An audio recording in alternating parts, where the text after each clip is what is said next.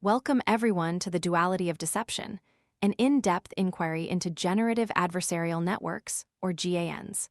The title itself points to the inherent tension in this technology. On one side, we have the force of creation, the ability to generate entirely new, authentic-looking data. On the other, we have the force of detection, the relentless pursuit of truth and authenticity.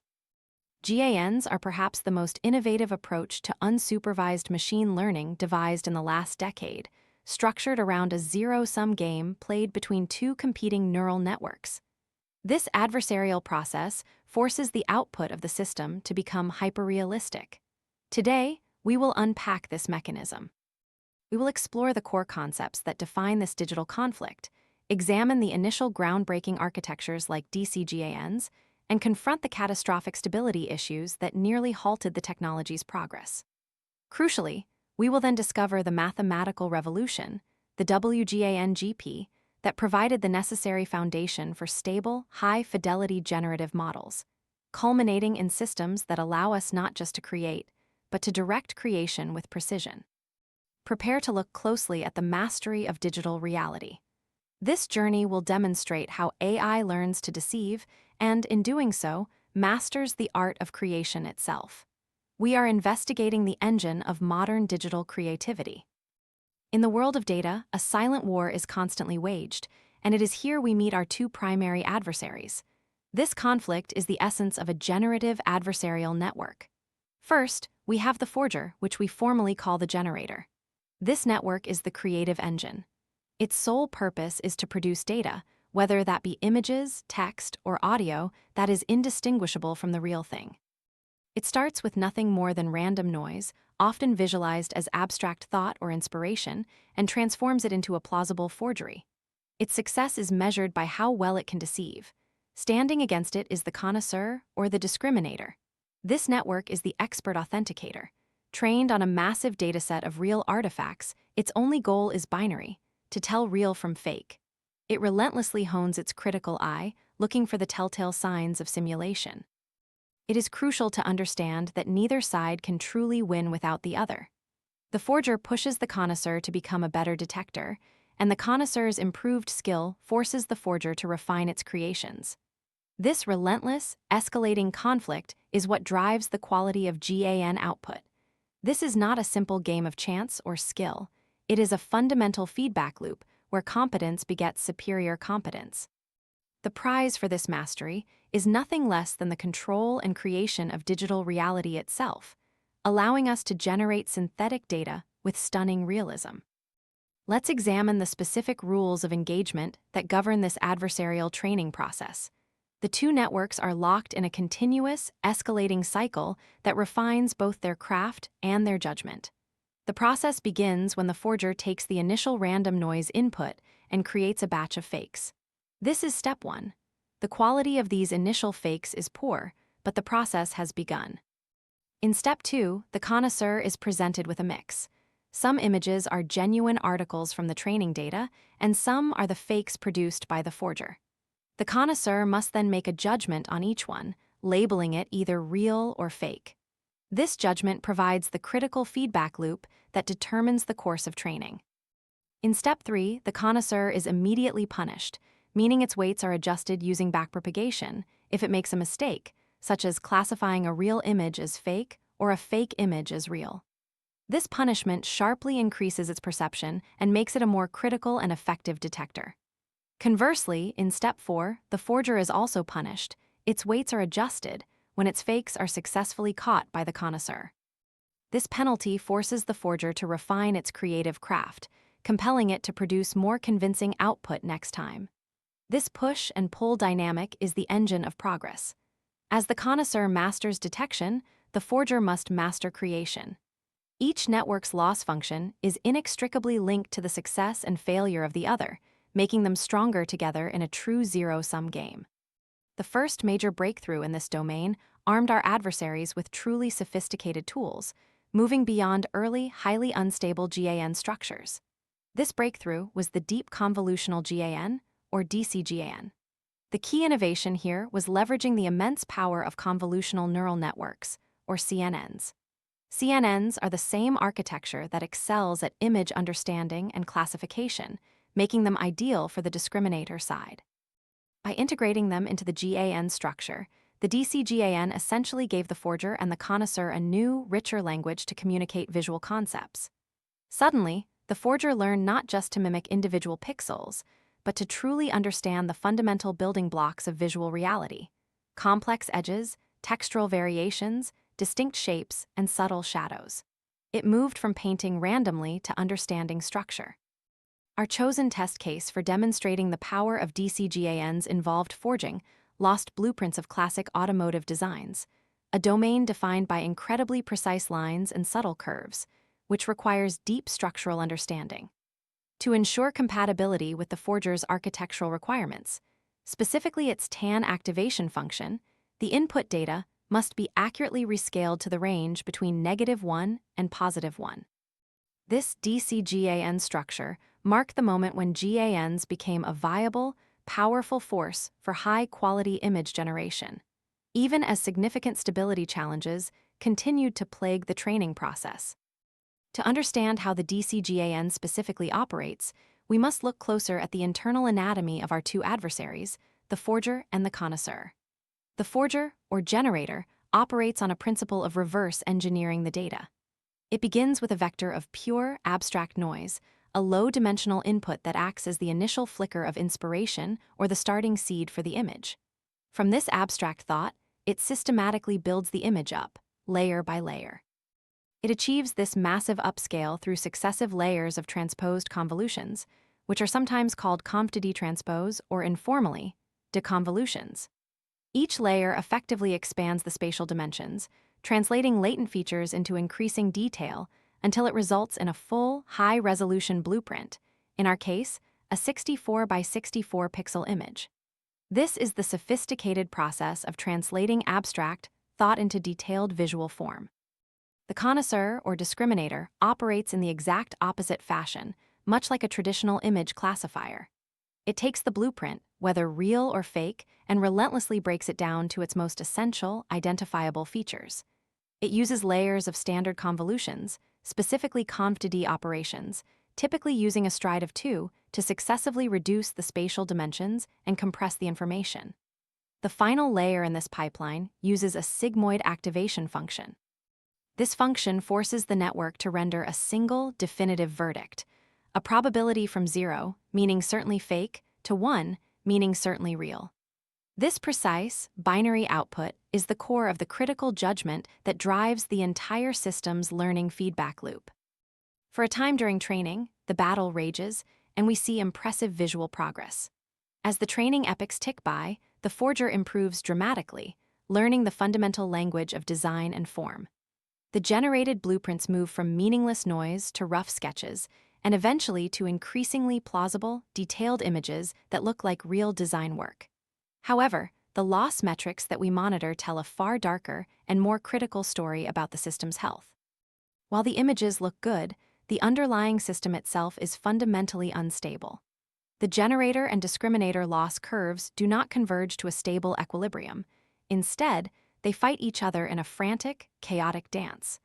Notice the discriminator's loss plummeting rapidly while the generator's loss simultaneously rises sharply.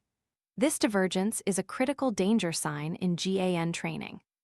It signals that the system is balanced precariously on a knife's edge, where one side, typically the connoisseur, is beginning to dominate too much, becoming overconfident or too accurate. This dominance threatens to break the very mechanism of learning, as the feedback from the dominant network becomes useless. The inherent instability of the training process, coupled with the reliance on binary cross-entropy and the lack of a stable, meaningful loss metric that we can track over time, means that despite the visual improvements, we are essentially flying blind, unable to predict when the whole system might catastrophically fail, which is a common occurrence in DCGAN training. The instability we just observed inevitably leads to the system's fatal flaws, which manifest in two primary, catastrophic modes of failure. The first is called the vanishing point, or more technically, vanishing gradients. This occurs when the connoisseur becomes exceptionally proficient, far too good, and begins identifying fakes with near-perfect accuracy, outputting probabilities very close to 0 or 1. While this might initially sound like a victory for the detector, it is actually the system's demise. When the connoisseur is absolutely certain that an image is fake, the mathematical feedback it sends back to the forger, known as the gradient, becomes a flat no. Because the sigmoid activation function flattens out at the extremes, there is no useful slope or hint on how to improve. The gradient vanishes. The forger is left entirely blind, with zero incentive or guidance to refine its craft, and its learning completely stalls. The second flaw is the echo chamber, often referred to as mode collapse. Here, the forger discovers a single, simple, but robust design that consistently manages to fool the current, specific connoisseur. Lacking any incentive to diversify or explore the rest of the potential data landscape, the forger gets stuck, producing only this one successful image relentlessly.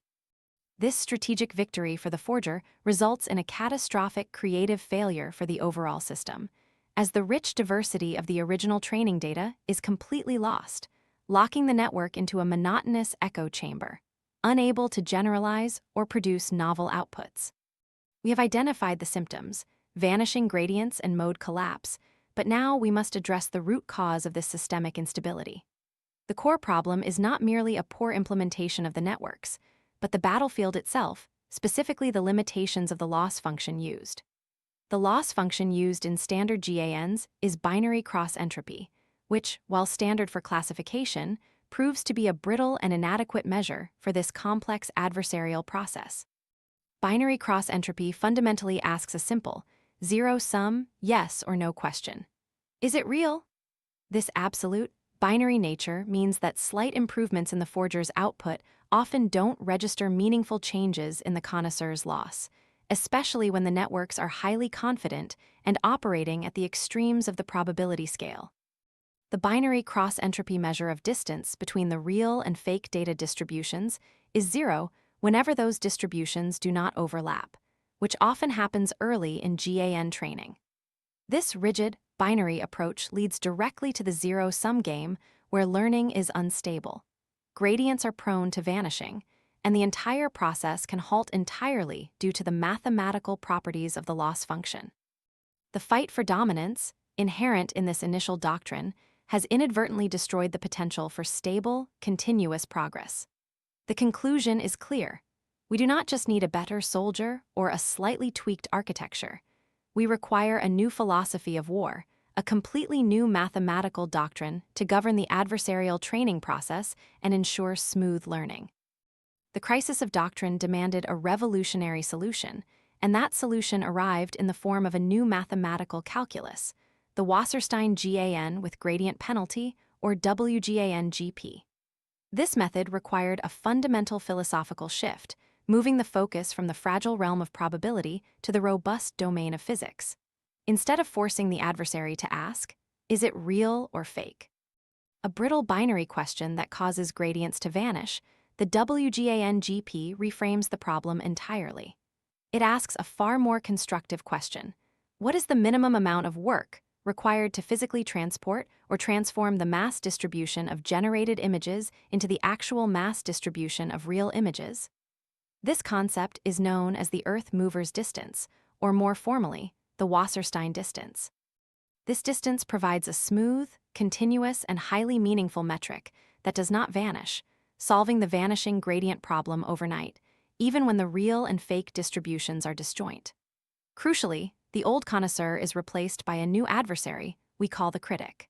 The critic's job is not to deliver a simple verdict of real or fake, but to provide a nuanced, continuous score representing the quality and reality of the input.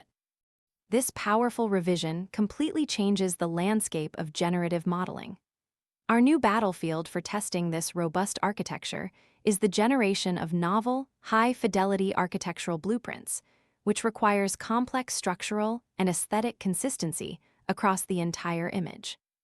The new WGAN-GP architecture is founded upon two core mathematical principles, forming the Wasserstein doctrine. The first principle is the use of a new score. The critic no longer outputs a probability between 0 and 1 because the final sigmoid activation layer, which previously forced that probability, is entirely removed. Instead, the critic outputs a score that can be any real number, ranging from -infinity to +infinity. The goal of the system is no longer for the forger to trick the critic into outputting a high score, but rather to minimize the actual distance between the average scores given to real images and the average scores given to fake images. This change is monumental because the difference in these real number scores provides the rich, continuous gradient that the forger desperately needs to learn from, even when the images are still poor quality and the distributions do not overlap. The second crucial principle is the rule of law, which is embodied by the one-Lipschitz constraint. To make the Wasserstein distance a truly meaningful measure that aligns with the Earth mover's definition, the critic's power must be mathematically constrained. The one-Lipschitz constraint ensures that the critic's response function cannot be infinitely chaotic or erratic. Specifically, it states that the absolute value of its gradient must be at most 1 everywhere across the problem space. This is a vital rule of engagement that ensures stability and prevents the critic from dominating the game in an unhelpful, pathological way, guaranteeing smooth gradients. The challenge now becomes, how exactly is this rule of law, the one-Lipschitz constraint, enforced during the training process? Early attempts to impose this rule used crude methods like weight clipping, which proved ineffective and inadvertently introduced new, unwelcome problems.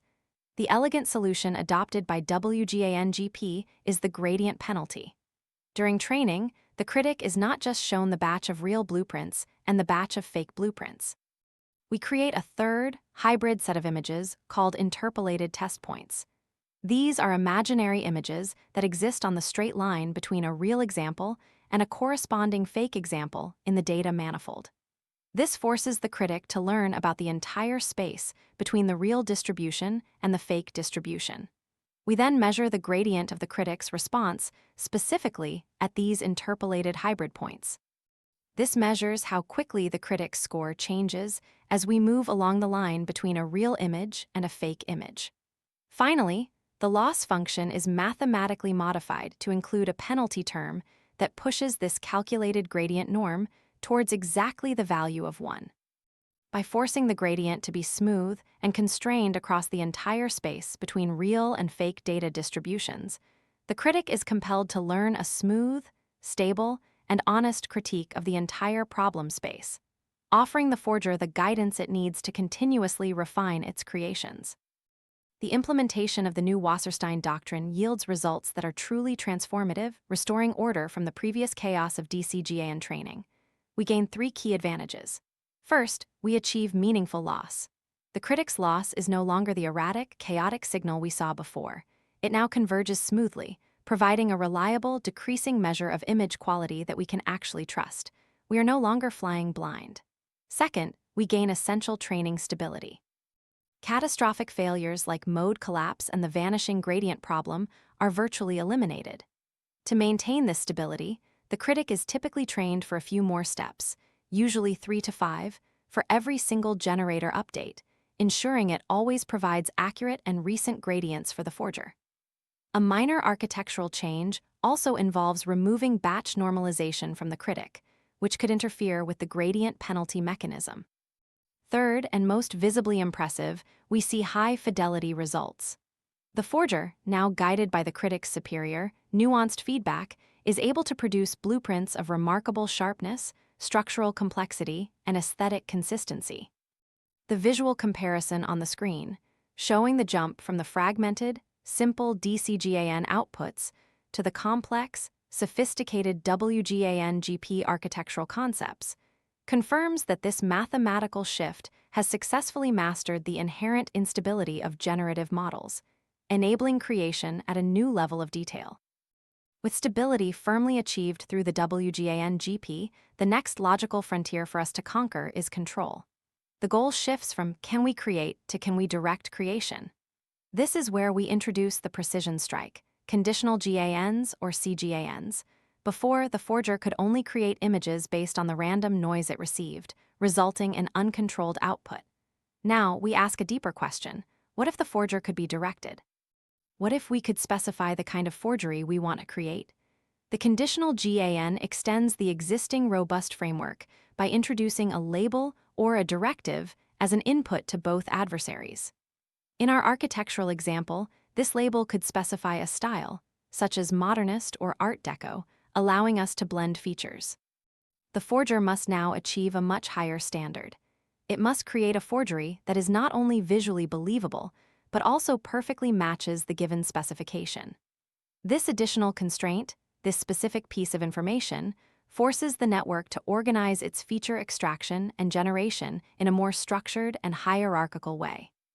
This structured learning, surprisingly, tends to improve the overall quality and sharpness of the generated images, even beyond the stability provided by WGAN-GP alone, yielding highly controllable and high-quality output. Control is achieved through what we can call a shared secret, a piece of information that is fed simultaneously to both the creative and critical networks. This conditional label, in our case the desired architectural style, is input alongside the random noise. First, the forger receives the random noise, the abstract input, and the style directive, which is usually implemented as a one-hot encoded vector representing the class or style. The forger must then learn to associate specific features, textures, and structural elements with that label, generating an image that embodies the requested style. Meanwhile, the critic also receives a copy of the generated blueprint, along with its supposed style directive, typically incorporated as additional image channels concatenated with the blueprint itself. The critic's verification task is now dual and much more complex. It must verify two things simultaneously. Is the blueprint structurally authentic and high fidelity? And secondly, does it correctly embody the requested style that was specified by the label? This dual validation forces the entire system to organize its internal understanding around these high-level, meaningful concepts, learning the latent features necessary for each style. The powerful result is that the same core idea originating from the latent vector can be rendered in entirely different, specified styles, completely on command, offering unparalleled creative flexibility and precision. We have concluded our journey through the history and evolution of generative adversarial networks. We began in the chaotic battle of attrition defined by the DCGAN, where creation was plagued by mathematical instability and failure. We then discovered the mathematical salvation provided by the Wasserstein GAN with gradient penalty, the WGAN-GP, which ushered in a stable, disciplined regime grounded in the robust concept of the Earth mover's distance. Finally, we achieved the pinnacle of control with the conditional GAN, or CGAN, allowing for precise, directed creation guided by high-level specifications. The dance between the forger and the critic continues, but the fundamental nature of their conflict has been elevated from survival to directed artistry. The techniques of deception and creation are now so highly sophisticated that they offer us unprecedented control over the digital canvas. This leads us to the profound philosophical shift that defines modern generative AI. The line between the real and the forged is no longer a fixed fact. It is now a deliberate, conscious choice made by the user. The technical challenge of achieving stability and realism is largely met through WGAN-GP. The question we face as creators, engineers, and indeed as a society is no longer merely, can we create images that are indistinguishable from reality? But rather, what will we choose to create with this incredible mastery at our disposal? The future of digital content is defined by this choice. Thank you.